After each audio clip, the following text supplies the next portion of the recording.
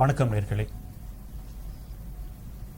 அன்பார்ந்த நேர்களே, ஏறக்குறைய ஒரு ஏழை ஆசிரியர் தந்தைக்கு மகனாக பிறந்து கவிஞராக, எழுத்தாளராக, மிக சிறந்த மேடை பேச்சாளராக, இந்த தேசத்தினுடைய பிரதமராக, இப்படி பல வகையான சிறப்புகளை பெற்றவர் மறைந்த முன்னாள் பிரதமர் அடல் பிகாரி வாஜ்பாய் அவர்கள்.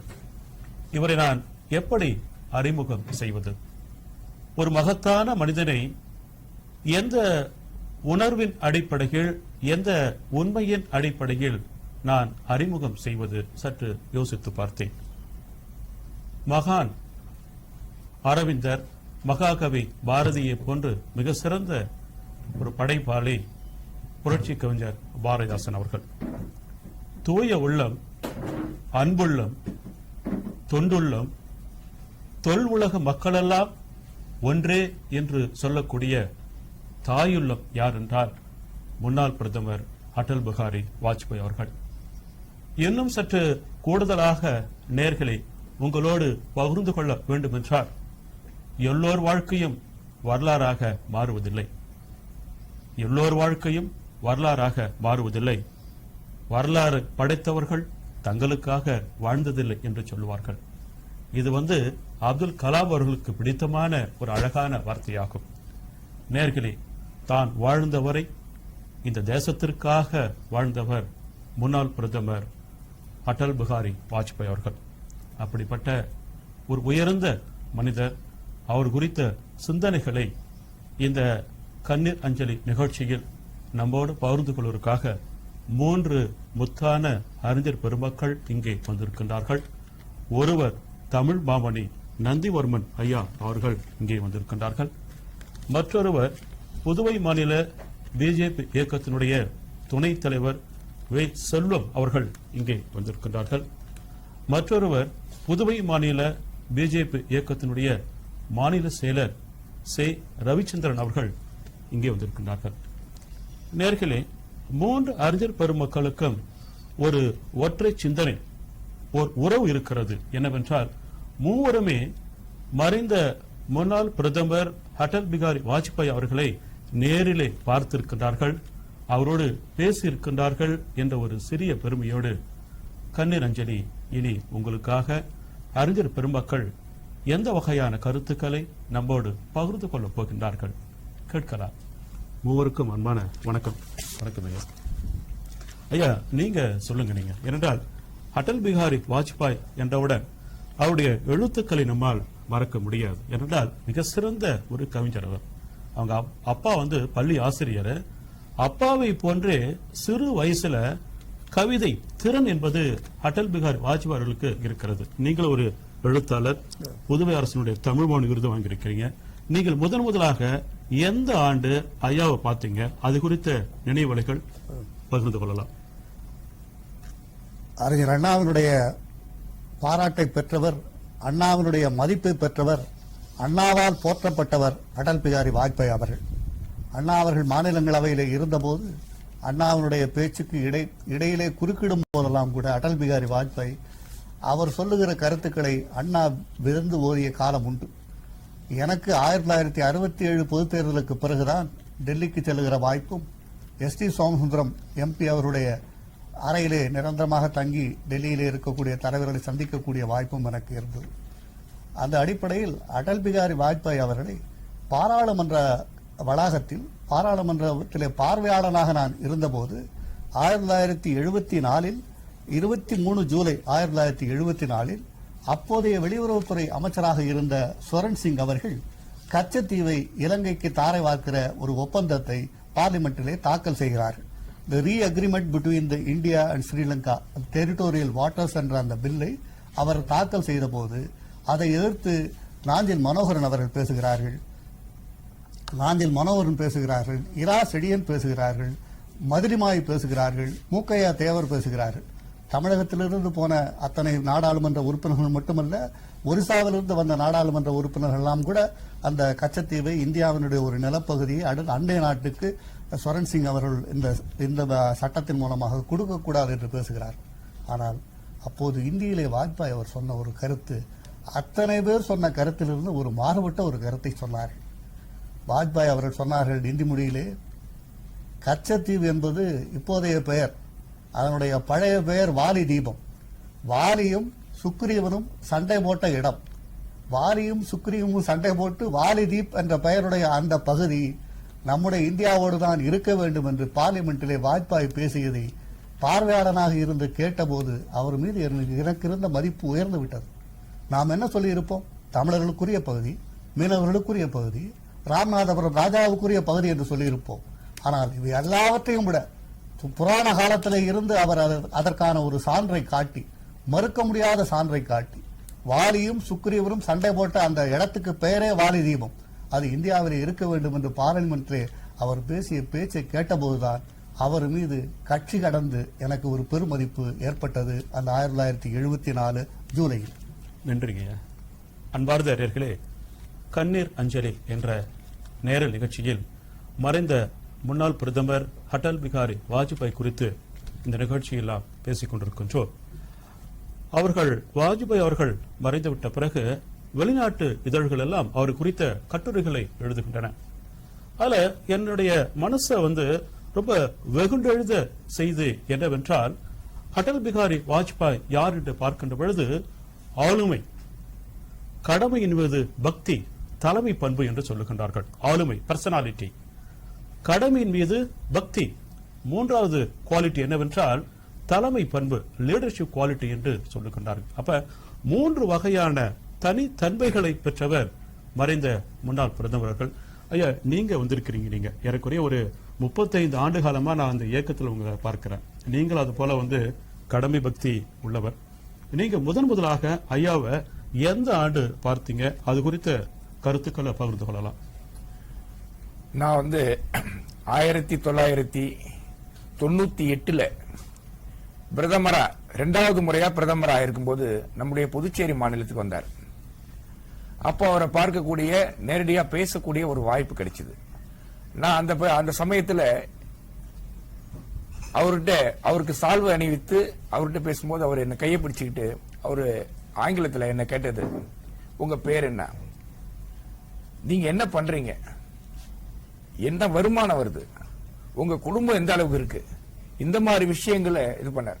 அதாவது சாதாரணமா ஒரு பெரிய தலைவரை சந்திக்கிறோம் அப்படின்னு சொன்னாக்கா அவங்க இது பண்ணி சால்ல போட்டது கையெழுத்து பண்ணிட்டு பண்ணுவாங்க. ஆனா அவர் ஒவ்வொரு கட்சியினுடைய தொண்டர் பேது ரொம்ப அளவற்ற அன்போடு பாசத்தோடு அவனுடைய குடும்பத்தை பத்தி விசாரிக்கணும், அவனுடைய எதிர்காலத்தை பத்தி இருக்கணும், எப்படிலாம் செயல்படணும் அப்படின்றத பத்தி ஆழ்ந்து நோக்கக்கூடியவர்.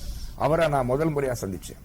ஆனா 2வது முறையா 13 மாதங்களுக்கு முன்னால டெல்லியில அவர் தங்கியிருந்த வீட்டுக்கு போய் அவரை சந்திக்கணும்ன்றதுக்காக நான் ரொம்ப காலம், அவர் உடல்நலம் சரியில்லாம இருந்தாரு, அதனால அவர் சந்திக்கணும்ன்றதுக்காக ரொம்ப முயற்சி பண்ணேன். ஆனா சந்திக்கிறதுக்கான வாய்ப்பு இல்லை.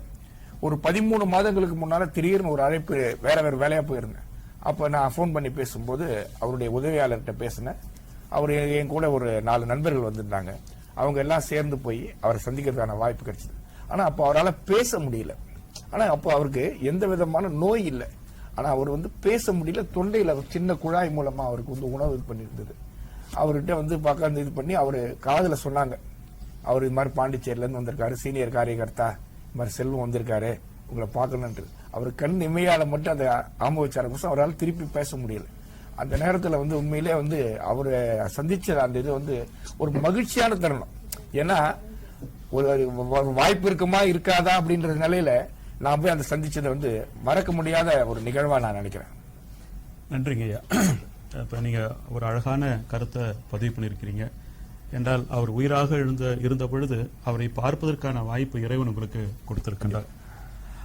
நேர்களே, அடல் பிகாரி வாஜ்பாய் குறித்து 3 அறிஞர் பெருமக்கள் நம்மோடு பேசிக் கொண்டிருக்கிறார். ஒரு சிறிய சம்பவம் என்னவென்றால், ஒரு பத்திரிகையாளர் அவரை பார்த்து கேட்கின்றார், நீங்கள் பிரதமரா இருக்கிறீங்க, ஒரு பெரிய அரசியல் கட்சி தலைவரா இருக்கிறீங்க, ஆனால் எந்த துறையை நீங்க விரும்புறீங்க என்று கேட்கின்ற பொழுது, பிரதமரை விட அரசியல் கட்சியின் தலைவர் என்பதை விட ஒரு கவிஞன் என்று சொல்லிக் கொள்வதுதான் நான் பெருமை அடைகின்றேன் என்று சொல்லுகின்றார். ஒரு எழுத்தாளர் பெருமக்களுக்கெல்லாம் ஒரு பெரிய பெருமையை சேர்த்தவர் அடல் பிகாரி வாஜ்பாய் அவர்கள். சார், நீங்க வந்திருக்கிறீங்க, அதாவது முன்னாள் பிரதமர் வாஜ்பாய் என்றவுடன் மிக மிக முக்கியம் பார்த்தீங்கன்னா சாலைகள் விரிவாக்கம்.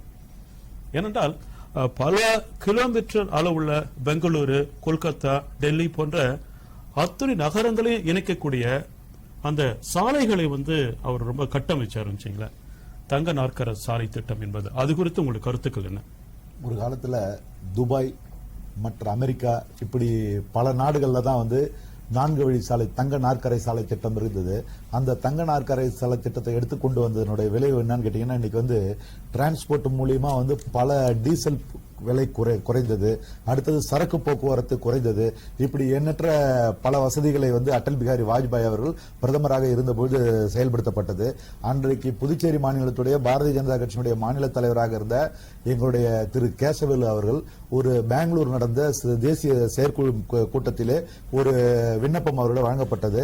இந்த தங்க நாற்கரை பிரதம மந்திரியுடைய தங்க நாற்கரை சாலை திட்டத்தை அடல் பிகாரி வாஜ்பாய் என்ற பெயர் வைக்க வேண்டும் என்ற கோரிக்கையை புதுச்சேரி மாநிலத்தின் சார்பாக அந்த தேசிய செயற்குழுவிலே எங்களுடைய அன்றைக்கு இருந்த மாநில தலைவர் கேசவேல் அவர்கள் பரிந்துரை செய்தார்கள். அதை பாரத பிரதமர் திரு அடல் பிகாரி வாஜ்பாய் அவர்கள் பெருந்தன்மையோடு, அதாவது தன்னுடைய பெயரிலே அந்த சாலை இருக்கக்கூடாது, பிரதம மந்திரி தங்க நாற்கரை சாலை திட்டம் என்றுதான் இருக்க வேண்டும் என்று எங்களுடைய அன்றைக்கு இருந்த மாநில தலைவர் கேசவல் ஐயா அவர்களிடம் சொன்னார். அது மாத்திரமல்லாமல் என்னுடைய இனிய நண்பர் ஒருவர் குடும்பத்தோட என்னுடைய வாழ்நாள்ல நான் ஒரு தடவையாவது அடல் பிகாரி வாஜ்பாய் அவர்களை நான் சென்று பார்க்க வேண்டும் என்று கோரிக்கை வைத்திருந்தார். எங்களுடைய கோரிக்கையை அவருக்கு மனுவாக பல முறை நாங்கள் அனுப்பியிருந்தோம். அவர் உடல்நிலை சரியில்லாமல் படுத்த படுக்கையாக இருந்தார். என்னுடைய நண்பர் திருப்பதிக்கு அவருடைய குடும்பத்தோட பயணமாகி திருப்பதியில சாமி தரிசனம் முடித்து வெளியில் வரும்போது அவருக்கு மெயில் வருது, அடல் பிகாரி வாஜ்பாய் அவர்கள் உங்களை பார்க்க வேண்டும் என்று அப்பாயின்மெண்ட் கொடுத்திருக்கின்றார் அப்படின்னு சொல்லும்போது அவருடைய குழந்தை, அவருடைய மனைவி 3 பேரும் கிருஷ்ணன் மேனனுடைய இல்லத்தில் அந்த தெருவில் அவரை சந்திக்கிறாங்க. சந்திக்கும் பொழுது அந்த நிர்மல் என்றவர் போய் சந்திக்கும் போது நிர்மல் ஒரு ஆர்ட் பேஷண்ட், அவருடைய வாழ்நாளில் இந்திய நாட்டுடைய பாரத பிரதமராக இருந்தாலும் ஒரு முறையாவது நான் சந்திக்க வேண்டும். அவர் சந்திக்கிறதுக்கு எந்த அரசியல் கட்சி தலைவர்களையுமே அனுமதிக்க முடியாத ஒரு சூழ்நிலையில அந்த நிர்மல் என்றவருக்கு அப்பாயின்மெண்ட் வருது. அவர் குடும்பத்தோட போய் பார்த்த உடனே தன்னுடைய மகனை போலவும் தன்னுடைய பேர பிள்ளைகளை போல அந்த குழந்தையை எடுத்து தன்னுடைய மடி மேல வச்சு கொஞ்சி அந்த அவங்க குழந்தை மனைவி அவர் எல்லாரையும் ஒன்னா உட்கார வச்சு அவங்களுக்கு அதாவது இனிப்பு பலகாரங்கள் எல்லாம் கொடுத்து தன்னுடைய குடும்பத்தாரை போலவே புதுச்சேரி மாநிலத்திலிருந்து சென்ற அந்த குடும்பத்தை மிகவும் அற்புதமான முறையிலே அவங்களுக்கு பரிமாறினார். அப்படிப்பட்ட ஒரு, அதாவது ஒவ்வொரு குடிமகனும் தன்னுடைய உடன் பிறந்தவர்கள் என்று போற்றக்கூடிய ஒரு உன்னதமான ஒரு தலைவர். அவர் பாத்தீங்கன்னா 10 முறை மக்களவையில் தேர்ந்தெடுக்கப்பட்டிருக்கின்றார், 2 முறை ராஜ்யசபாவாக உறுப்பினராக தேர்ந்தெடுக்கப்பட்டிருக்கிறார். இந்திய அரசியலிலே 50 ஆண்டு காலம் இந்த மாதிரி பாராளுமன்றத்தில் உறுப்பினராகவும் ராஜ்யசபா உறுப்பினராகவும் இதுவரை யாருமே இருந்ததே கிடையாது.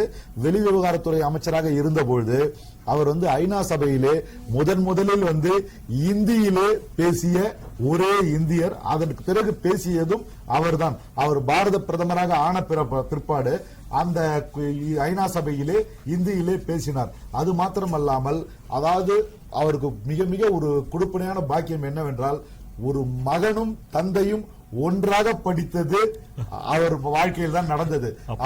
அவருடைய தந்தையாரும் இவரும், அவர் தந்தையார் ஆய்வாளராக பள்ளிக்கல்வியினுடைய ஆய்வாளராக இருந்து ஓய்வு பெற்ற பிறகு அவர் இதுல படிக்கிறார். படிக்கும் போது தன்னோட தந்தையும் சேர்ந்து அதே MA பொலிட்டிக்கல் சயின்ஸ் படிக்கிறாங்க. 2 பேரும் ஒரே ஹாஸ்டல்ல தங்கி படிக்கிறாங்க. அந்த ஒரு பாக்கியம் எந்த மகனுக்கும் எந்த தந்தைக்குமே கிடைக்காது. அப்படிப்பட்ட ஒரு அற்புதமான பாக்கியத்தை அடல் பிகாரி வாஜ்பாய் அவர்கள் அவருடைய தந்தையும் ஒன்றாக படித்தார்கள் என்பது உண்மையிலேயே சால சிறந்த விஷயம். அது மட்டும் அல்லாமல் அன்றைக்கு பாத்தீங்கன்னா ஒரு காலகட்டத்தில் தொலைத்தொடர்பு அதாவது ஒரு பெரிய தொழிலதிபர்கிட்ட தான் இருந்தது. அந்த இதை மாத்தி இன்னைக்கு பாமரன், தட்டு வண்டி ஓட்டுபவர், கூலி தொழிலாளி அனைவரும் இந்த செல்போனை கொண்டு வந்தது அடல் பிகாரி வாஜ்பாய் அவர்கள் தான். ஒரு காலகட்டத்திலே பணக்காரர்கள் மட்டுமே கேஸை பயன்படுத்தக்கூடிய சூழ்நிலை இருந்தது. இன்றைக்கு அடித்தட்டு மக்களும் கூலி வேலை செய்பவர்களும் இலவச கேஸை பயன்படுத்தக்கூடிய திட்டங்களை கொண்டு வந்தது எங்களுடைய அடல் பிகாரி வாஜ்பாய் அவர்கள். அவர் அவருடைய நோக்கம் எல்லாம் என்னன்னா, நாடு முன்னேற வேண்டும், இந்தியா வல்லரசாக வேண்டும் என்று. அதுதான் இன்றைக்கு நடந்து கொண்டிருக்கின்றது. அவருடைய நனவு கனவாகி கொண்டிருக்கின்ற கனவு வந்து நினைவாகி கொண்டிருக்கின்றது. நன்றி. நீங்க ரொம்ப உணர்ச்சிவசப்பட்டு அவருடைய வாழ்க்கை தரவுகளை மிக அழகாக நேயர்களோடு பகிர்ந்து கொண்டீங்க. நன்றியை தெரிவித்துக் கொள்ள ஆசைப்படுங்க. நேயர்களே, அடல் பிகாரி வாஜ்பாய் அவர்கள் தான் வாழ்ந்த காலம் வரை தன்னுடைய தந்தையை மிக நேசித்திருக்கின்றார். நான் இன்றும் உங்களுக்கு விடுக்கின்ற ஒரு சிறு வேண்டுகோள் என்னென்றால், தந்தையை எந்த ஒரு மாணவனோ இளைஞனோ மதிக்கின்றவனோ அவன் தாய்நாட்டை மதிப்பான், தாயை மதிப்பான், சம்சாரத்தை நேசிப்பான். எவன் ஒருவன் தேசத்தை மதிக்கின்றவனோ அவன் வாழ்க்கையில் உச்சத்திற்கு சென்று கொண்டே இருப்பான் என்பதற்கு சரியான எடுத்துக்காட்டு நம்முடைய அடல் பிகாரி வாஜ்பாய் அவர்கள். அவங்க ஒரு பத்திரிகையாளர் கேட்கிறாரு, பிரதமர் அவர்களே, உங்க வாழ்க்கையில் நடைபெற்ற மிக சோகமான சம்பவம் எதுவென்று சொல்ல முடியுமா என்று ஒரு பத்திரிகையாளர் கேட்கின்ற பொழுது அடல் பிகாரி வாஜ்பாய் கண்களில் நீர் வந்து கொண்டே இருக்கிறது. என்ன சொல்றாரு தெரியுமா? மறைந்து போன என் தந்தை இப்ப நினைச்சா கூட என் கண்கள் நீர் வந்து கொண்டே இருக்கிறது என்று சொல்லுகின்றார். ஏனென்றால் தந்தையின் மீது அளப்பரிய பாசம் வைத்தவர் முன்னாள் பிரதமர் அவர்கள். கலாம் அழகா சொல்லுவாரு, உங்களுடைய பிறப்பு என்பது சம்பவமாக இருக்கலாம், ஆனால் இறப்பு என்பது சரித்திரமாக இருக்க வேண்டும் என்று சொல்லுவார். ஒரு மிக எளிய குடும்பத்தில் பிறந்த வாஜ்பாய் அவர்கள் இறக்கின்ற பொழுது சரித்திரத்தையே படைத்திருக்கின்றார் என்பதுதான் நீங்க சொல்லக்கூடிய கருத்திலிருந்து மெய்ப்பிக்கப்படுகிறது. நேர்களே, 3 அறிஞர் பெருமக்கள் அழகாக நம்மோடு கருத்துக்களை பகிர்ந்திருக்கின்றார்கள். அதனைத் தொடர்ந்து இன்று காலை புதுவை அரசு சார்பாக மறைந்த பிரதமர் அவர்களுக்கு அஞ்சலி செலுத்தப்பட்டது. அந்த காட்சிகளை இப்பொழுது நீங்கள் பார்க்கலாம்.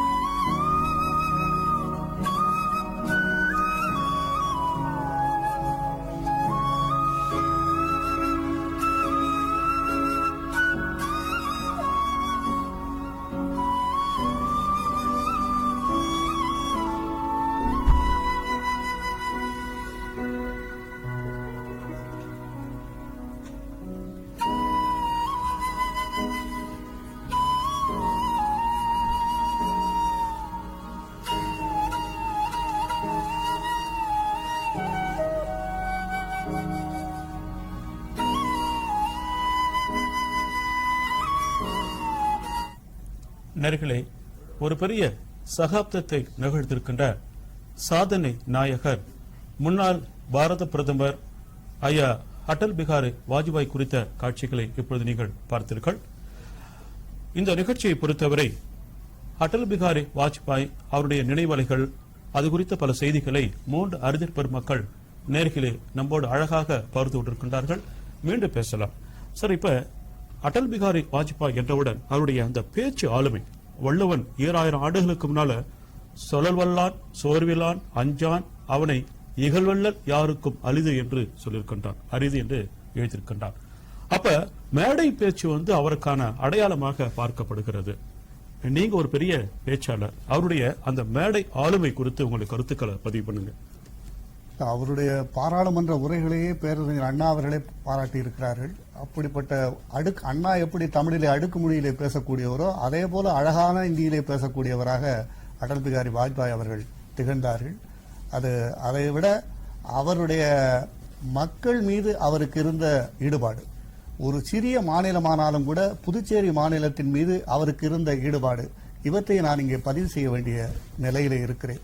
நான் 1978 இருந்து 1992 வரை அரசியலிலே துறவரம் பூண்டு வணிகத்துக்காக புதுச்சேரி மாநிலத்துக்கு அப்பால் நான் இருந்தேன்.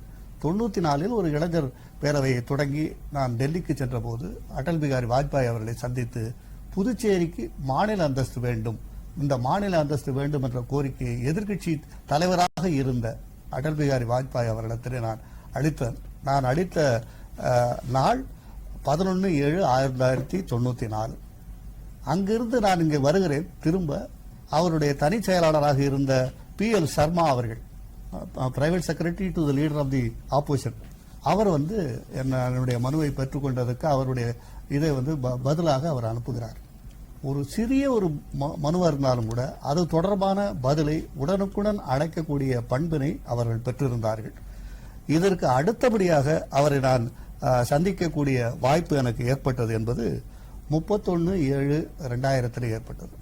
அந்த 31/7/2000 அன்று அவர் 74 பார்லிமெண்டிலே பேசுகிற போது வாலியும் சுக்ரீவனும் சண்டை போட்ட வாலி தீபத்தை மீட்க வேண்டும் என்று பேசினாரே, அதற்கு பிறகு அதை மீட்பதற்கான ஒரு சூழ்நிலை உருவாயிற்று.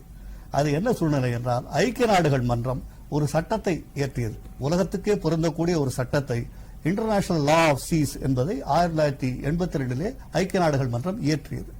அந்த சட்டத்துக்கு இந்திய அரசு 1995 அந்த சட்டத்தை, International Law of Seas 1982 was ratified by the Indian government in 1995. அந்த சட்டத்தினுடைய ஆர்டிகல் 79 79வது பிரிவின் என்ன என்றால், நம்முடைய கடற்கரையில இருந்து எதிரே எந்த நாடும் இல்லை என்றால் 350 கிலோமீட்டர்லிருந்து 200 கிலோமீட்டர் தூரம் வரை எக்ஸ்க்ளூசிவ் எக்கனாமிக் ஜோன் அந்த நாட்டினுடைய தனிப்பட்ட பொருளாதார மண்டலமாக அறிவிக்கலாம்.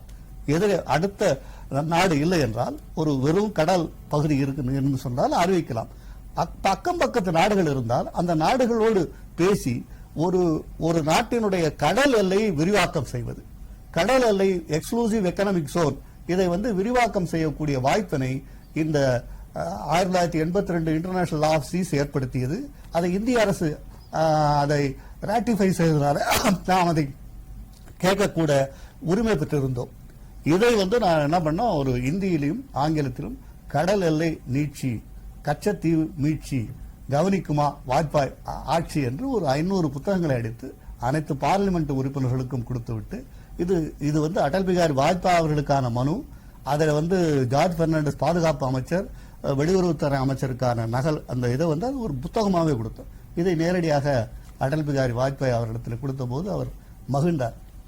அவர் அன்றைக்கு சொன்னதை இன்றைக்கு சட்டப்படியாக செய்வதற்கான ஒரு வாய்ப்பு வந்திருக்கிறது என்று நினைவூட்டினீர்கள் என்று சொல்லி மகிழ்ந்து அதற்கான முயற்சியிலும் ஈடுபட்டார். இது அவரோடு எனக்கு இருக்கக்கூடிய 3வது சந்திப்பு. நன்றிங்க. அன்பார்ந்த நேயர்களே, அடல் பிகாரி வாஜ்பாய் அவருடைய நிர்வாக திறமை என்பது அன்பு சார்ந்த விஷயமாக பார்க்கப்படுகிறது. ஏனென்றால் அவர் இந்த தேசத்தினுடைய பிரதமராக பொறுப்பேற்கின்றார் 1999. அவர் செய்த அளப்பரிய காரியங்களில் மிக முத்தாய்ப்பான காரியம் எதுவென்றால், இந்தியாவிற்கும் பாகிஸ்தான் தேசத்தில் ஒரு பகுதியாக இருக்கின்ற லாகூருக்கு இடையே புதிய பேருந்தை உருவாக்கி அனுப்பி வைக்கிறார், பஸ் டிரான்ஸ்போர்ட் ஃபெசிலிட்டி. ஏனென்றால் அண்டை நாடான பாகிஸ்தான ஒரு முரண்பாடோடு, ஒரு மோதல் மனப்பான்மையோடு பார்த்து அந்த காலகட்டத்தில் 99 அங்கேயும் அன்பு கொண்டு பாசம் கொண்டு அந்த நாட்டிற்கும் இந்தியாவிலிருந்து பேருந்தை அனுப்பி வைத்த ஒரு பெரிய ஒரு மனிதாபிமானி யார் என்று பார்க்கின்றது அடல் பிகாரி வாஜ்பாய் அவர்கள். இன்னும் பல செய்திகளை பேசலாம். அதற்கு முன்பாக நம்முடைய புதுவை ஆளுநர் மாண்புமிகு கிரண் பேடி அவர்கள் விடுக்கின்ற இரங்கல் செய்தியை இப்பொழுது நீங்கள் பார்க்கலாம்.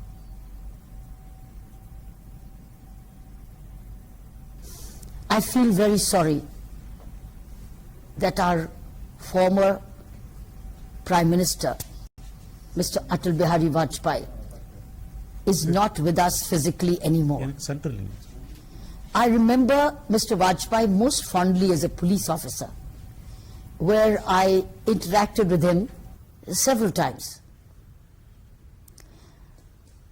both as IGP Chandigarh as well as while I was with the Delhi police. Whenever he had anything to seek as a clarification, he had the time to call us and seek what we had to say, or I had to say as a police officer on a matter which he needed a clarification. He had the time to hear and then fully respect and trust the person's official view, the officer's view. He was ever smiling. He was ever cheerful. I also remember when then he was not the Honorable Prime Minister. He and I shared a queue together. He was also traveling, I was also traveling, and we were in the same queue for the Indian Airlines. He was not jumping his queue. He was waiting in the queue to get his boarding pass. I was a little ahead of his queue. And I suddenly realized it was Mr. Vajpayee behind me. He just smiled, he greeted, and he waited for his turn. He was a thorough gentleman, ever pleasant, ever smiling, ever accessible, always communicating, very respectful. A thorough gentleman. A thorough gentleman in a position of the highest executive power in this country. The power, the trappings of power, I never saw him affecting him. He was truly non-hierarchical, very accessible. We truly will miss him. I have known him as a police officer. A prime minister, so accessible, so gentle, so respectful, so communicative, so nice. The country and we as officers will always miss him. அன்பார்ந்த நேர்களே, மறைந்த முன்னாள் பிரதமர் ஐயா அடல் பிகாரி வாஜ்பாய் குறித்த நினைவலைகள் 3 அறிஞர் பெருமக்கள் நம்மோடு கருத்துக்களை பதிவு செய்து கொண்டிருக்கின்றார்கள். முன்பாக பல கருத்துக்களை அவர்கள் பதிவு செய்திருக்கின்றார்கள். அவருடைய மறைவு குறித்து தமிழகத்தில் கூட மிகப்பெரிய அதிர்வலைகள் ஏற்படுத்தியிருக்கின்றன. சாமானிய மக்கள் கூட அவர் குறித்து சிந்தனை யோசிக்கின்றார்கள், கண்ணீர் வடிக்கின்றார்கள். என்ன காரணம் என்றால், ஏழை மக்களோடு அவர் காட்டுகின்ற ஈடு இணையற்ற அன்பு இருக்கு பாருங்க, அதற்கு எல்லை எதுவுமே இல்லை. 2 சம்பவங்களை சொல்லலாம். முதல் விஷயம், பிரதமராக ஆவதற்கு முன்பாக ராமேஸ்வரத்திற்கு வருகின்றார். ராமேஸ்வரத்திலிருந்து மதுரைக்கு செல்லுகின்ற பொழுது அவர் பயணித்த 4 சக்கர வாகனம் பழுதுற்று போய்விடுகிறது. பாதுகாப்பு அதிகாரிகள் எல்லாம் பயப்படுறாங்க. இவர் என்ன செய்யறாரு, எதை பத்தியும் யோசிக்காம தமிழக அரசினுடைய பேருந்து அந்த பக்கம் வருது, அந்த பேருந்தில் ஏறி ராமேஸ்வரத்துல பேருந்தில் அமர்ந்து மதுரைக்கு போய் இறங்கிறார். அந்த அளவுக்கு மிக மிக எளிமையாக பழகக்கூடிய ஒரு மனிதர். ஒரு சம்பவம். அடுத்த சம்பவம் என்னவென்றால், பிரதமராக ஆகிவிட்ட பிறகு மதுரைக்கு வரார். உலகமே அந்த மனிதனை அண்ணாந்து பார்த்தது. என்ன காரணம் தெரியுமா? தன் காலில மதுரையை சேர்ந்த சின்ன பெண்ணு என்ற அம்மா காலை தொட்டி வணங்கினாங்க. பிரதமராக இருக்கின்ற அந்த மகத்தான மனிதர் அந்த அம்மா காலை தொட்டு வணங்கிட்டார். போயிட்டு ஒரு தலைவனுக்கான இலக்கணம் எது என்று பார்க்கின்ற பொழுது நேர்மையும் எளிமையும் தான் தலைவனுக்கான இலக்கணமாக நாம் பார்க்கிறோம். அந்த இலக்கணத்திற்கு உட்பட்டு வாழ்ந்து வாழ்க்கையில் மகத்தான சாதனையை படைத்தவர் தான் முன்னாள் பிரதமர்கள். இப்படி பல விஷயங்களை பேசலாம். ஐயா, இப்ப நீங்க வந்திருக்கிறீங்க. அடல் பிகாரி வாஜ்பாய் என்றாலே அவருடைய தேசபக்தி தான் உலக அளவில் ஏற்றுக்கொள்ளப்பட்ட ஒரு கருத்தாக பார்க்கப்படுகிறது. என்றால் படிப்படியாக உயர்ந்து பிரதமராக வந்திருக்கின்றார் என்றால் அவருடைய எண்ணம் எப்பொழுதும் உயர்வாக இருக்க வேண்டும். சொல்லுவாங்க, எண்ணம் போல் வாழ்க்கை என்று சொல்லுவார்கள். அவருடைய தேசபக்தி எப்படிப்பட்ட உயர்வாக இருந்தது, அது குறித்து உங்களுக்கு கருத்துக்கள்? அதாவது ஒவ்வொரு மனிதனுக்கும் ஒவ்வொரு சிந்தனை இருக்கும், ஒவ்வொருடைய இது இருக்கும். ஆனா வாஜ்பாய் அவர்களுடைய பள்ளி பருவத்திலிருந்து அவருடைய நினைவுகள் பூரா இந்த தேசம் முன்னேற்றம் அடையணும், இந்த பாரத நாடு வல்லரசா இருக்கணும், இங்க இருக்கக்கூடிய அரசாங்கம் நல்ல அரசா இருக்கணும், ஊழல் இல்லாத அரசாங்கமா இருக்கணும் அப்படின்றத பத்தி தான் தன்னுடைய சிந்தனைகளாக இருந்தது. அதனாலதான் அவர் RSS பேரியக்கத்துல தன்னை அர்ப்பணிச்சுக்கிட்டு அதுக்கான காரியங்களை செய்தார். எந்த விதமான திருமணமும் செய்யாம முழு நேர ஊழியரை அதுல பணிபுரிஞ்சு அதுல வேலை செஞ்சார். அதுக்காக அதன் பிறகு ஜனசங்கம் அப்படின்ற அரசியல் கட்சியா RSS மூலமா ஆரம்பிக்கப்பட்ட போது அதுல முக்கியமான தலைவர்கள் 5 பேரை RSS இயக்கம் கொடுத்தது. அப்படிப்பட்ட ஒரு தலைவர் வாஜ்பாய் அவர்கள். அவரு பல்வேறு வகையில கட்சியில படிப்படியா முன்னேறி அதன் பிறகு அதனுடைய தேசிய தலைவராகி இருந்து பணிபுரிஞ்சு கட்சியினுடைய வளர்ச்சி திட்டம் பிரகாரம் 3 வருஷம் தான் இருக்க முடியும். அது மாதிரி இருந்து தலைவராக இருந்தாரு. அதனுடைய செயல்பாடுகளுக்கு இது பண்ணாரு. அதன் பிறகு இந்த நாட்டினுடைய பிரதமராக ஆகக்கூடிய வாய்ப்பு இருந்தது. அதாவது எதிர்க்கட்சியா இருந்த காங்கிரஸ் பேரியக்கத்தினுடைய முதல் பிரதமர் ஜவஹர்லால் நேரு அவர்களால சுட்டிக்காட்டப்பட்டவர். பிரதமரா வரக்கூடிய இந்த அவையை அலங்கரிக்கக்கூடிய தகுதி படைத்த தலைவர் வாஜ்பாய் என்று அவரால் புகழார சூட்டப்பட்டவர் யாருன்னு சொன்னாக்கா வாஜ்பாய் அவர்கள். வாஜ்பாய் அவர்களுடைய ஆட்சி காலத்துல மக்கள் நலனை பற்றி மிகவும் கவலைப்பட்டார். மக்கள் நலனுக்காக எல்லா வகையிலும் ஏழை எளிய மக்கள் பயன்பெற வேண்டும் என்றதுக்காக பல்வேறு வகையான திட்டங்களை கொண்டு வந்தார். அதுல வந்து இலவச கேஸ், கெட்டது கிடைக்கக்கூடிய கேஸ் இணைப்பு, மொபைல் இணைப்பு, இன்னைக்கு பல்வேறு திட்டங்கள், நார்ச்சக்கர சாலை, அந்த மக்களுக்கு வந்து எல்லா வகையிலும் வந்து உதவி புரியணும், மருத்துவ வசதி கிடைக்கணும் அப்படின்றதுக்காக வந்து நார்ச்சக்கர சாலை பண்ணி சாலைகள் வந்து தேசிய சாலைகள் வந்து மாநில சாலைகளோட இணைச்சு, மாநில சாலைகள் வந்து கிராம சாலைகளோட இணைச்சு அந்த மாதிரி செயல்பாடு பண்ணார். அதே மாதிரி அண்டை நாடுகளோடு நட்புறவோட இருக்கணும். ஐயா சொன்ன மாதிரி நட்புறவோட இருக்கணும்ன்றதுக்காகத்தான் பேருந்து பயணம். அதே அண்டை நாடு வாலாட்டுனாக்கா வாழ ஒட்டனருக்கும் தயார்ன்று கார்கில் போர் உருவாச்சு.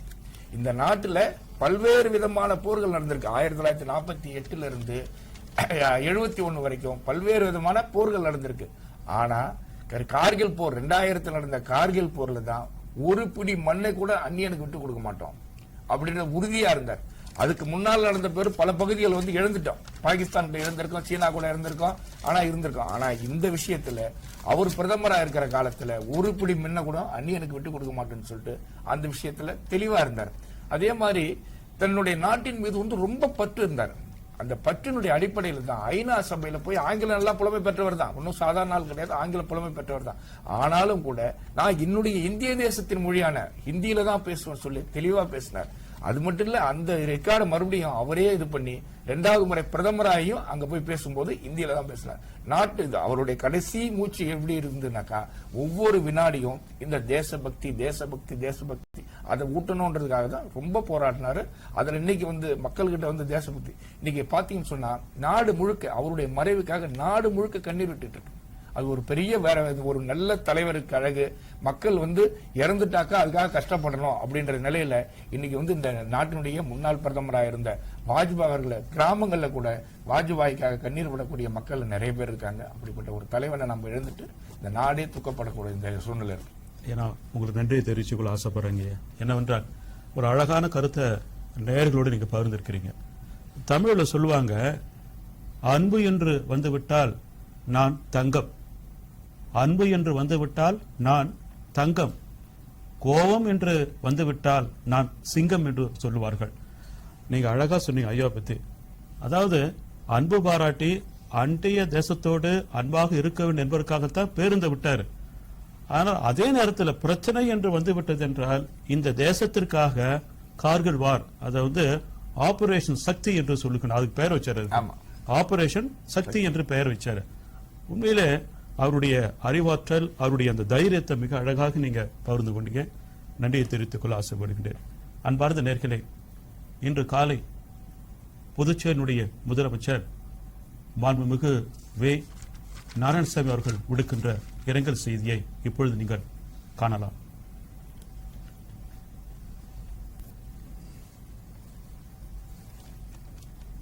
அவர் ஒரு மிதவாதி. இந்த நாட்டினுடைய வளர்ச்சி, ஏழை எளிய மக்களுக்காக முழுமையாக தன்னை அர்ப்பணித்துக் கொண்டவர். அதற்கு பிறகு படிப்படியாக உயர்ந்து இந்த நாட்டுடைய பிரதமராக அவர் வந்தார். அவருடைய செயல்பாடுகள், பிரதமராக இருந்த அவருடைய செயல்பாடுகள் அனைத்து அரசியல் கட்சி தலைவர்கள் மதிக்கின்ற ஒரு மனப்பான்மை. அவர் பிரதமராக இருக்கும்போது கூட புதுச்சேரி மாநிலம் சம்பந்தமாக நான் பலமுறை அவரை சந்தித்திருக்கிறேன். புதுச்சேரிக்கு சிறப்பு மாநில அந்தஸ்து நாங்கள் கேட்ட அந்த சமயத்தில் மரியாதைக்குரிய ஜானகிராமன் அவர்கள் முதலமைச்சராக இருந்தார்கள். அவர் டெல்லிக்கு அரசியல் கட்சி தலைவர்களை அழைத்து வரும்பொழுது திரு வாஜ்பாய் அவர்களை சந்தித்து பேசுகின்ற சமயத்தில் புதுச்சேரி மாநிலம் சிறிய மாநிலம், எங்களுக்கு சிறப்பு மாநில அந்தஸ்து நீங்கள் வழங்க வேண்டும் மாநில வளர்ச்சிக்காக என்று சொன்னபொழுது திரு வாஜ்பாய் அவர்கள், ஸ்மால் இஸ் பியூட்டிஃபுல், புதுச்சேரி மாநிலம் சிறியதாக இருந்தாலும் அது அழகான மாநிலம், எனக்கு தெரியும். குறிப்பாக அரபிந்தோ ஆசிரம், ஆரோவில் இருக்கின்ற ஒரு புனித பூமி. கண்டிப்பாக நான் உங்களுக்கு உதவி செய்கிறேன் என்று சொன்னவர் அவர். இன்று திரு வாஜ்பாய் அவருடைய மறைவு செய்தி கேட்டு புதுச்சேரி மாநில அரசின் சார்பால அவருக்கு அஞ்சலி செலுத்துகின்ற வகையில் இன்றைய தினம் அரசு விடுமுறை விட்டிருக்கிறோம். 7 நாட்கள் துக்கம் அனுசரிக்கிறோம். நேற்று முதல் 22ஆம் தேதி வரை அரசு நிகழ்ச்சிகள் எதுவும் நடைபெறாது. குறிப்பாக புதுச்சேரி மாநிலத்து மக்கள் தேச தலைவர்கள் மீது நம்பிக்கை உள்ளவர்கள். ஆகவே திரு வாஜ்பாய் அவர்கள் மாற்றுக் கட்சியை சேர்ந்தவராக இருந்தாலும் கூட அவருடைய பரந்த மனப்பான்மை, எல்லோரையும் அரவணைத்து செல்கின்ற எண்ணம், மாநிலங்கள் வளர வேண்டும் என்ற அவருடைய ஆசை, இதையெல்லாம் கருத்திலே கொண்டு திரு வாஜ்பாய் அவர்களுக்கு புதுச்சேரி மாநில மக்கள் அஞ்சலி செலுத்துகின்ற வகையில் இந்த அறிவிப்பை வெளியிட்டிருக்கிறோம். அன்பார்ந்த நேர்களே, மறைந்த முன்னாள் பாரத பிரதமர் அடல் பிகாரி வாஜ்பாய் குறித்து பேசிக் கொண்டிருக்கின்றோம். வாஜ்பாய் என்றாலே அந்த தைரியம், தன்னம்பிக்கை யாராலும் தடைபட முடியாது என்று சொல்வார்கள். ஏனென்றால் கடந்த 22 ஆண்டுகள்ல 10 வகையான அறுவை சிகிச்சைகளை மேற்கொண்டாலும் கூட பொது வாழ்க்கையில் இருந்த பிரச்சனைகள் இருந்து பின்வாங்காத ஒரு தைரியசாலி என்று சொல்வார்கள்.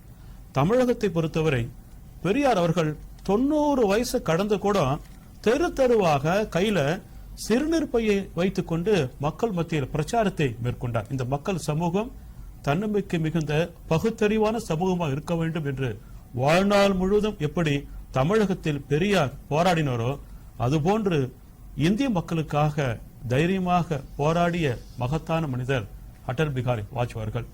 நீங்க அடிப்படையில் நிறைய போராட்டங்களை நீங்க பங்கேற்றிருக்கிறீங்க. அவருடைய அந்த போராட்ட களம், அது குறித்து உங்களுடைய கருத்துக்கள் என்ன? 1942ஆம் வருடம் வெள்ளையனே வெளியேறு என்று அவரும் அவருடைய சகோதரர் பிரேம் அவர்களும் போராட்டம் நடத்தினார்கள். அந்த போராட்டத்திலே ஆங்கிலேயர்களால் கிட்டத்தட்ட 23 நாட்கள் சிறையில் அடைக்கப்பட்டார்கள். அதன் பிறகு 1948ஆம் ஆண்டு RSS இயக்கத்தை தடை செய்யப்பட்ட போது அப்பொழுதும் திரு அடல் பிகாரி வாஜ்பாய் அவர்கள் போராட்டம் நடத்தினார்கள். அதன் பிறகு பாத்தீங்கன்னா 1975ஆம் ஆண்டு அன்றைக்கு இருந்த பாரத பிரதமர் இந்திரா காந்தி அவர்கள் எமர்ஜென்சி திட்டத்தை கொண்டு வந்த போது அன்றைக்கும் அவர் போராட்ட களத்தில் சென்று சிறை சென்றார்கள்.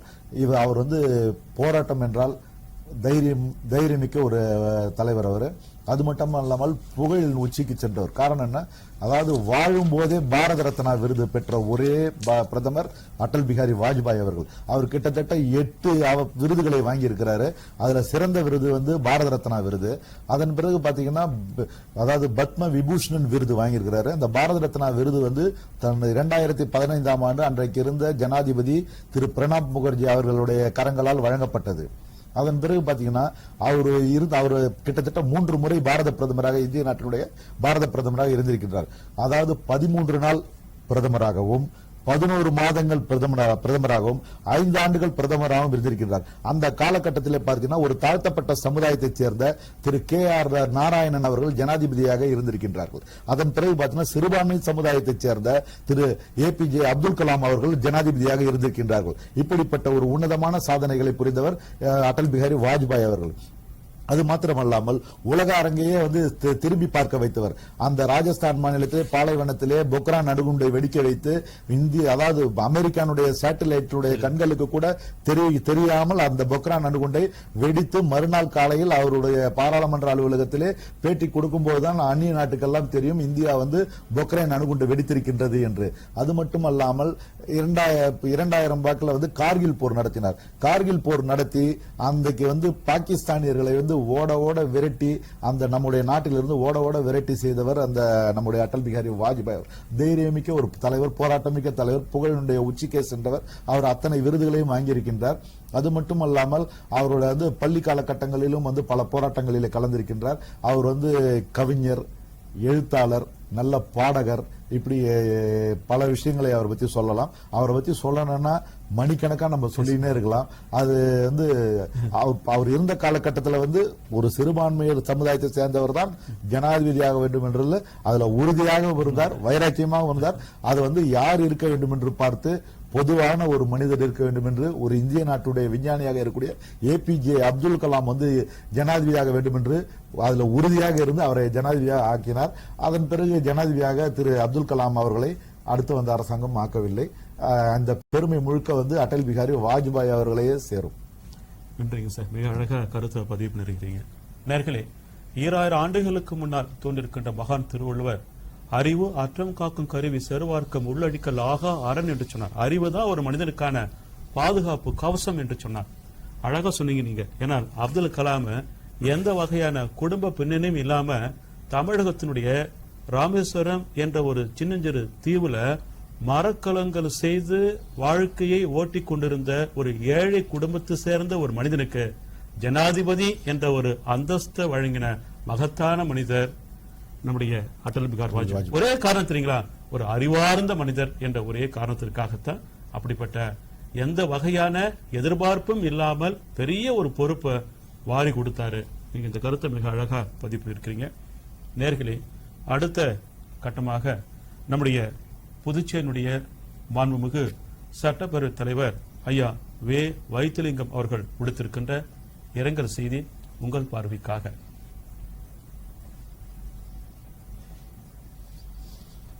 பாரத பிரதமர் மதிப்பிற்குரிய வாஜ்பாய் அவர்கள் மிக சிறந்த தலைவர்களில் ஒருவராக விளங்கினார். தேசிய ஒருமைப்பாட்டை அதிகமாக நேசித்தவர் என்று சொல்லலாம். எல்லோருக்கும் சம உரிமையை தந்த ஒரு பெரிய தலைவர் என்று சொல்ல வேண்டும். மத்தியிலே முதலாக கூட்டாட்சி தத்துவத்தை உருவாக்கி தந்தவர் யார் என்று சொன்னால் முன்னாள் பாரத பிரதமர் வாஜ்பாய் அவர்களை தான் சொல்ல முடியும். எல்லோருடைய உரிமையும் அவர்களுக்கு தந்து சமமாக வாழக்கூடிய ஒரு அமைப்பினை உருவாக்கி தந்திருக்கின்றார்கள். இந்திய நாட்டை ஒருங்கிணைக்கக்கூடிய விதமாக எல்லா பகுதியும் ஒன்றாக இணைய வேண்டும் என்ற ஒரு திட்டத்தை வகுத்து சாலை போக்குவரத்திலே ஒரு புதுமையை படைத்தவர்கள் என்று சொல்லலாம். 4 வழி சாலை என்று சொல்லக்கூடிய அந்த திட்டத்தை இந்திய நாட்டில் இருக்கக்கூடிய எல்லா பகுதியும் இணைத்த பெருமை யாருக்கு என்று சொன்னால் அவரைத்தான் சாரும். அப்படிப்பட்ட உன்னதமான தலைவர் அவர்கள் அண்டை நாடுகளிலே கூட தன்னுடைய உறவை பலப்படுத்தக்கூடிய ஒரு நல்ல அமைப்பினை உருவாக்கி தந்திருக்கின்றார்கள். அவருடைய காலத்திலே தான் லாகூர் ஒப்பந்தம் என்று சொல்லக்கூடிய அந்த ஒப்பந்தத்தை அவர்கள் நிறைவேற்றியிருக்கின்றார்கள். அதோடு மட்டுமல்லாமல் மக்களை, இந்திய மக்களையும் பாகிஸ்தான் மக்களையும் ஒன்றாக இணைக்கக்கூடிய போக்குவரத்து வழியை திறந்து வைத்தவர்கள் யார் என்று சொன்னால் அவரைத்தான் சொல்ல முடியும்.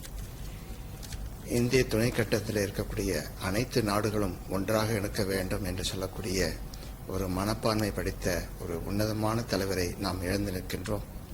அவருடைய இழப்பை நம்மால் ஈடு செய்ய முடியாது. இருந்தாலும் கூட அந்த குடும்பத்தாருக்கு என்னுடைய ஆழ்ந்த இரங்கலை தெரிவித்துக் கொள்கின்றேன். அவருடைய வழியிலே நாம் நின்று அவருக்கு அவருடைய செயல்பாடுகளை எல்லாம் செய்து இந்திய நாட்டை பெருமைப்படுத்துவோம் என்று இந்த நேரத்திலே கூற விரும்புகின்றேன். அன்பார்ந்த நேர்களே, மறைந்த முன்னாள் பாரத பிரதமர் அமரர் அடல் பிகாரி வாஜ்பாய் குறித்து நினைவலைகள் இந்த நிகழ்ச்சியில் 3 அறிஞர் பெருமக்கள் நம்மோடு மிக அழகாக பகிர்ந்து கொண்டிருக்கின்றார்கள். நேர்களே, 31 ஆண்டுகள் சிங்கப்பூரினுடைய பிரதமராக இருந்தவர் லீ குவான் யூ என்பவர். 31 ஆண்டுகள் அசைக்க முடியாத பெரும் பொறுப்புல பதவியில இருந்தவர். அப்ப என்ன பண்றாரு? மக்கள் எல்லாம் வீடு இல்லாம கவலைப்படுறாங்க, கஷ்டப்படுறாங்க என்று யோசித்து இடம் இல்லை. ஏன்னா சிங்கப்பூர் என்பது சின்ன தீவு. அப்ப அதிகாரிகள் சொல்லுங்க, சார் வீடு கட்டுறதுனா வாய்ப்பு இல்லை என்று. அப்ப அவரு லீ குவான் யூ சொல்றாரு, நிலத்துல இடம் இல்ல, வானத்துல இடம் இருக்குது, பில்டிங் மேல நோக்கி எழுப்பு என்று சொல்லுகின்றார். அவரால உருவாக்கப்பட்ட கனவு திட்டம் தான் பார்த்தீர்கள் என்றால் அடுக்குமாடி குடியிருப்புகள். அப்ப ஒரு தலைவனுக்கான இலக்கணம் என்பது இல்லை என்பதை தவிர்த்துவிட்டு இருக்கின்ற வாய்ப்புகளை எப்படி பயன்படுத்தலாம் என்று யோசிக்கிறாங்க பாருங்க. அதுதான் தலைவனுக்கான இலக்கணம். இந்த கருத்தை அப்படியே பிரதமர் அடல் பிகாரி வாஜ்பாயோடு தொடர்புபடுத்தி பார்க்கின்ற பொழுது ரொம்ப ஆச்சரியமாக இருக்கும். அவர் இந்தியாவில் இருக்கின்ற எல்லா சாலைகளும் இணைப்பதற்காக தங்க நாற்கர திட்டத்தை கொண்டு வந்தார். ஏறக்குறைய 5846 கிலோமீட்டர் சாலைகளை இணைத்தார். அடுத்து ஒரு திட்டம் வைக்கிறார். என்ன தெரியுங்களா? கடல் வழி பாதை. கடலை ஏன் பயன்படுத்த முடியாது? கடலை பயன்படுத்த வேண்டும் என்றால் அதற்கு ஒரு திட்டத்தை வைக்கிறார், சாகர் மாலா என்ற திட்டம். அப்ப கடல் வழி பாதை இணைத்து அதன் மூலமாக வேலை வாய்ப்புகளை உருவாக்க வேண்டும், இந்த தேசத்துடைய பொருளாதாரத்தை உருவாக்க வேண்டும் என்றெல்லாம் முயற்சித்தவர், திட்டங்களை தீட்டியவர் முன்னாள் பிரதமர் அவர்கள். இந்த கருத்தை எப்படி பார்க்கிறீங்க? பாரத பிரதமராக இருந்த அடல் பிகாரி வாஜ்பாய் அவர்கள் புதுச்சேரிக்கு வருகை இருந்தார்கள்.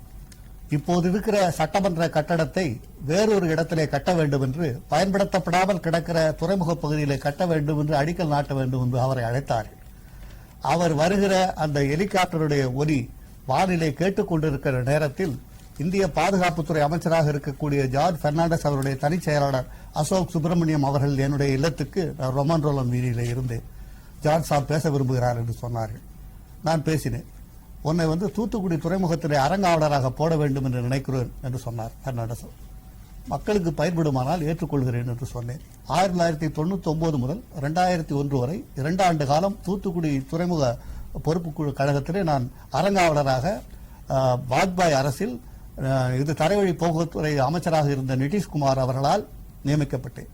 நியமிக்கப்பட்டவுடனே துறைமுக கூட்டங்களுக்கு போகும்போது எங்களுடைய இந்தியாவில் 12 பெருந்துறைமுகங்கள் தான் கப்பல் போக்குவரத்துக்கும் மக்கள் போக்குவரத்துக்கும் பயன்படுகின்றன.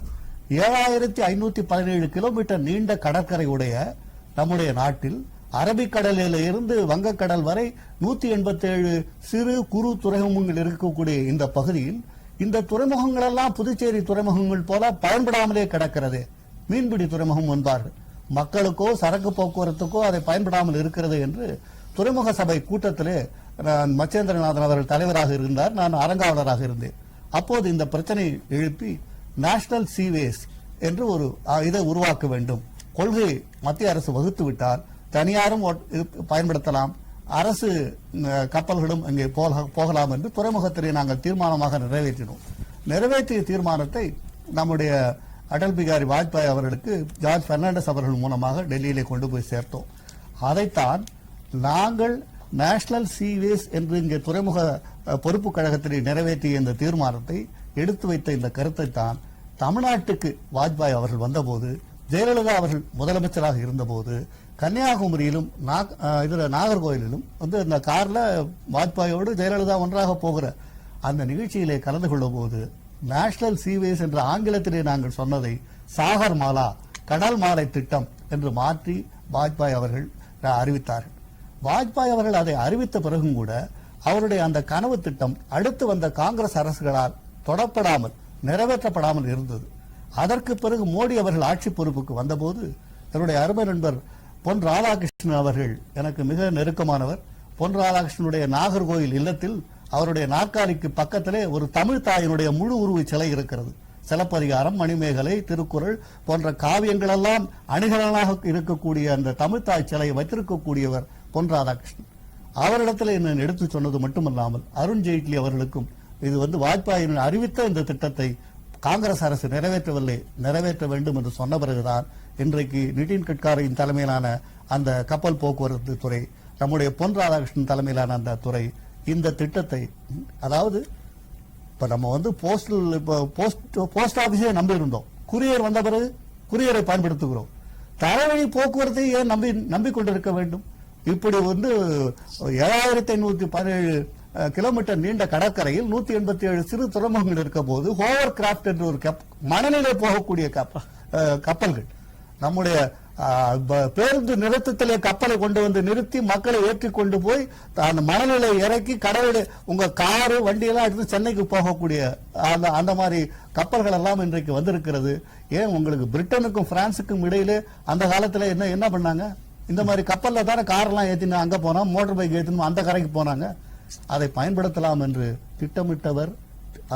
நாங்கள் சொன்னாலும் பெர்னாண்டஸ் அவர்கள் எடுத்து சொன்னாலும் அதை நிறைவேற்றும் என்பதிலே உறுதியாக சொல்லி அதை அறிவித்தவர் நம்முடைய அடல் பிகாரி வாஜ்பாய். இன்னொரு திட்டம், நம்முடைய வங்கக்கடலில் இருந்து சிங்கப்பூர் மலேசியாவை சுற்றி கொண்டுதான் தென்சீன கடலுக்கு போக வேண்டும். இப்படி போக வேண்டுமானால் 1500 கடல் மைல்கள் நீண்ட பயண தூரம் வரும். இது ஏன்னா சிங்கப்பூர் துறைமுகம் என்றைக்கும் நிரந்தரமாக இருக்க வேண்டும் என்று 2வது உலகப் போரில் ஜப்பான் தோற்ற போது ஜப்பானோடு சேர்ந்து இந்த அப்போது தாய்லாந்து வந்து சயாம், கிங்டம் ஆஃப் சயாம், இந்த சயாம் தோன்ற போது 46 பிரிட்டிஷ்காரர்கள் சரணாகதி ஒப்பந்தம் போடுகிறார்கள் அந்த சயாம் அரசோடு. இந்த 10th டிகிரி கனால் 10வது டிகிரி கால்வாயை சயாம், அதாவது இன்றைக்கு தாய்லாந்தில் வெட்டக்கூடாது.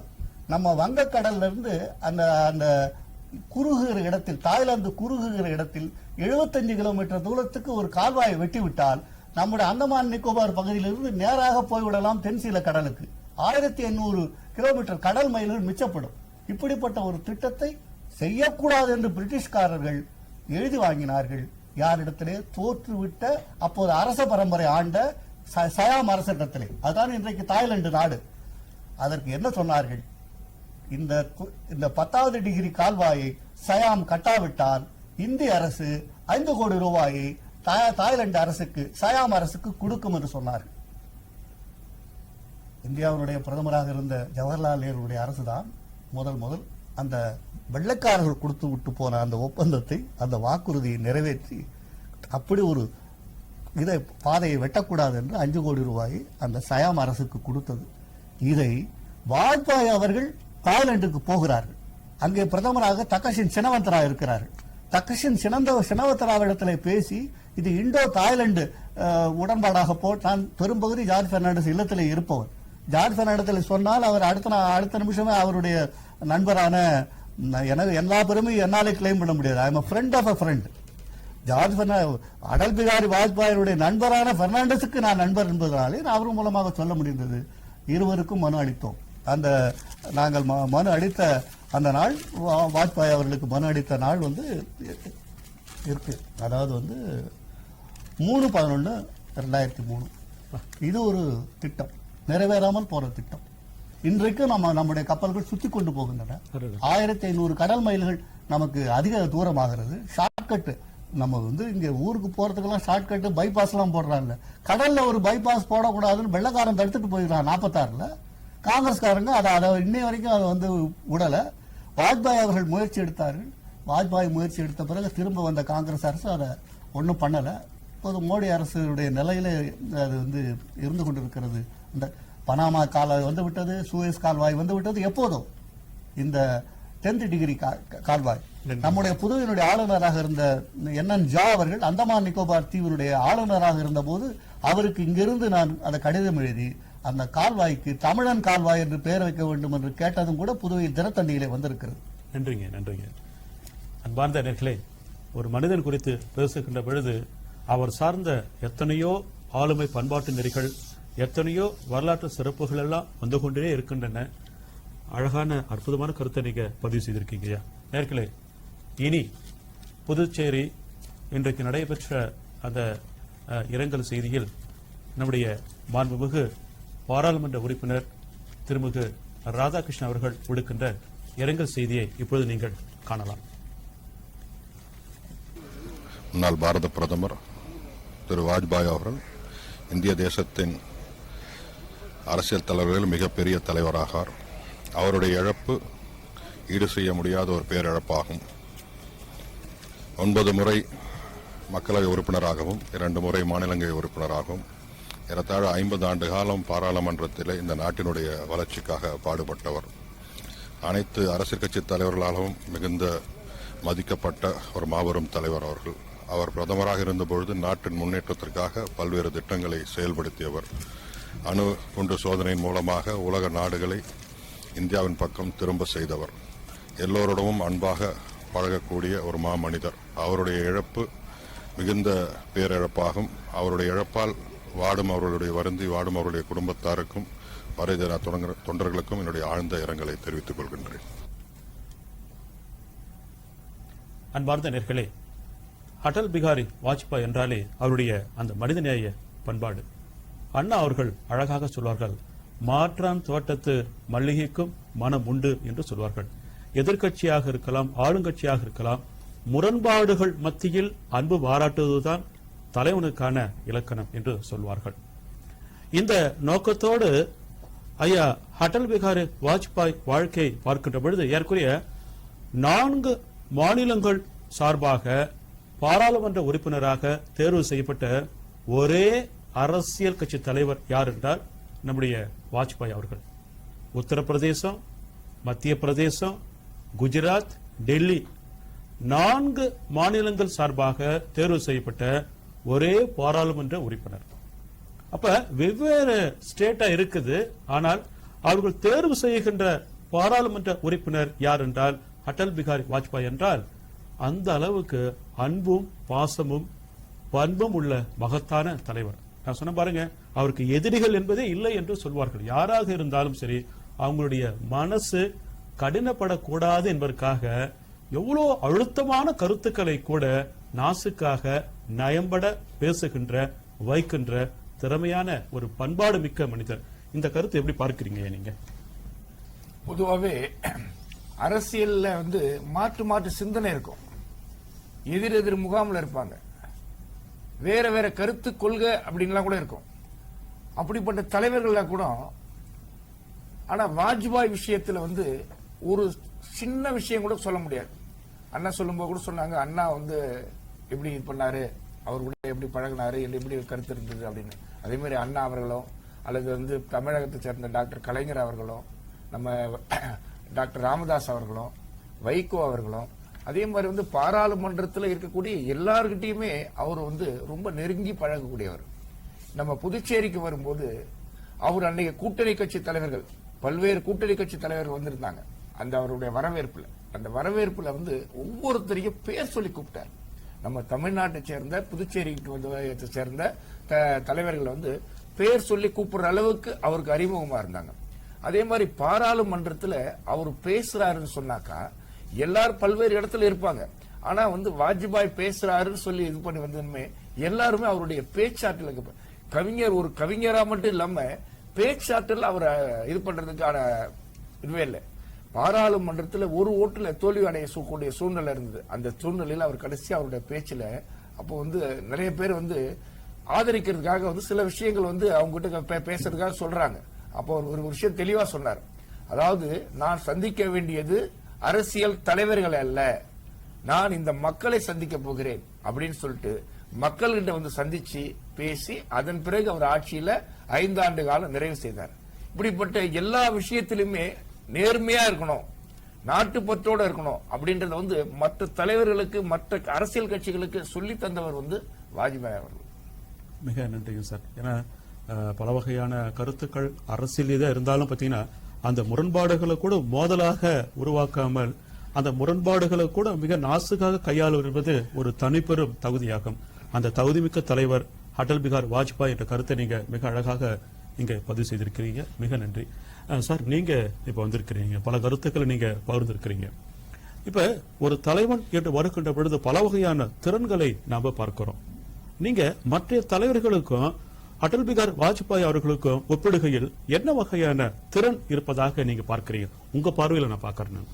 அவருடைய வளர்ப்பு முறை, அதாவது பாத்தீங்கன்னா அவருடைய தந்தையார் ஒரு ஆசிரியரா இருந்தார், ஒரு மிடில் கிளாஸ்ல பிறந்தவர். அதாவது அரசியலுக்கு அப்பாற்பட்ட ஒரு குடும்பத்திலிருந்து, அதாவது பாரம்பரியமா அரசியல் இருக்கிற அதாவது அரசியல்வாதிகள் தான் இன்னைக்கு அரசியல் இருப்பாங்க. இன்னைக்கு அரசியலுக்கு அப்பாற்பட்டு ஒரு ஆசிரியருடைய மகன் இன்னைக்கு அரசியல், அதாவது கவிஞரா இருக்கிறாரு, எழுத்தாளரா இருக்கிறாரு, அடுத்தது பாத்தீங்கன்னா கவிஞரா இருக்கிறாரு. இன்னைக்கு அவர் மக்கள் மத்தியில இன்னைக்கு பேரும் புகழோட இருக்கிறாருனாலே அதுக்கு காரணம் அவர் எல்லா அரசியல் கட்சி தலைவர்கள்கிட்டையும் அன்பாகவும் பண்பாகவும் பேசக்கூடிய ஒரு சிறந்த தலைவர். அவர் வந்து பாத்தீங்கன்னா 1941 ஆண்டு வந்து RSS இயக்கத்துல சேர்றாரு. அதன் பிறகு பாத்தீங்கன்னா 1954 ஆண்டு ஜனசங்கம் தொடங்கப்படுது. அந்த ஜனசங்கம் தொடங்கப்பட்ட பொழுது அன்றைக்கு அதனுடைய தலைவராக, ஜனசங்கத்தினுடைய தலைவராக டாக்டர் ஷியாம் பிரசாத் முகர்ஜி அவர்கள் தேர்ந்தெடுக்கப்படுகிறார். அந்த டாக்டர் ஷியாம் பிரசாத் முகர்ஜி அவர்கள் காஷ்மீரிலே விஷ ஊசி போட்டு கொல்லப்பட்ட பொழுது அதன் பிறகு வந்து தீனதயாள் உபாத்யாயா அவர்கள் அந்த ஜனசங்கத்தினுடைய தலைவராக கோழிக்கோட்டிலே தேர்ந்தெடுக்கப்படுகிறார்கள். அதன் பிறகு பாத்தீங்கன்னா அடல் பிகாரி அவர் மறைவிற்கு பின்பு அடல் பிகாரி வாஜ்பாய் அவர்கள் அந்த ஜனசங்கத்தினுடைய தலைவராக இருந்து 1980 ஆண்டு பாரதிய ஜனதா கட்சி தோன்றப்பட்டது. அன்றைக்கு 1982 2 எம்பியை வச்சு இன்னைக்கு வந்து கிட்டத்தட்ட பாத்தீங்கன்னா இன்னைக்கு வந்து ஆளக்கூடிய நரேந்திர மோடி அவர்கள் இன்னைக்கு வந்து ஆட்சி செய்யக்கூடிய முழு பலத்தோடு ஆட்சி செய்யக்கூடிய அளவுக்கு இன்னைக்கு வந்து அந்த கட்சியை வந்து வளர்த்தெடுத்த பெருமை அந்த இந்தியா முழுக்க அந்த தாமரை மலர்ந்திருக்கிறது என்றால் அது அடல் பிகாரி வாஜ்பாயினுடைய தீவிர முயற்சினால் தான் இன்னைக்கு வந்து ஏற்பட்டது. நன்றிங்க சார், மிக நன்றி. அன்பார்ந்த நேயர்களே, எப்பொழுதெல்லாம் இந்த தேசத்திற்கு தலைவர்கள் தேவைப்படுகின்றார்களோ அப்பொழுதெல்லாம் இந்த தேசம் தனக்குத்தானே புனரமைத்துக் கொள்கிறது என்று சொல்வார்கள். இது போன்ற ஒரு தத்துவத்தின் அடிப்படையில் தோன்றியவர்தான் நம்முடைய அடல் பிகாரி வாஜ்பாய் அவர்கள். ஏனென்றால் எந்த வகையான குடும்ப பின்னணியோ அரசியல் செல்வாக்கோ பொருளாதார உயர்வோ இல்லாத ஒரு நடுத்தர, இன்னும் சற்று சொல்ல வேண்டும் என்றால் ஒரு ஏழை குடும்பத்தை சேர்ந்த ஒரு பள்ளி ஆசிரியருடைய மகனாக இருந்தவர். இவங்க தந்தையார் வந்து பெரிய ஒரு கவிஞர் அவர்கள். அப்படிப்பட்ட ஒரு குடும்பத்தில் பிறந்தவர் 1924 டிசம்பர் 25ஆம் தேதி பிறந்த அந்த மனிதர் தன்னுடைய 93ஆம் வயதுல அவர் இன்றைக்கு இறந்து விட்டார்கள். நேர்களே, அவர் குறித்த சிறிய குறும்படம் நம்மளுடைய சிந்தனைகளை எல்லாம் தூண்டக்கூடிய அந்த மகான் குறித்த ஒரு அழுத்தமான பதிவுகளை இப்பொழுது நீங்கள் தொலைக்காட்சியில் பார்க்கலாம். பாருங்கள்.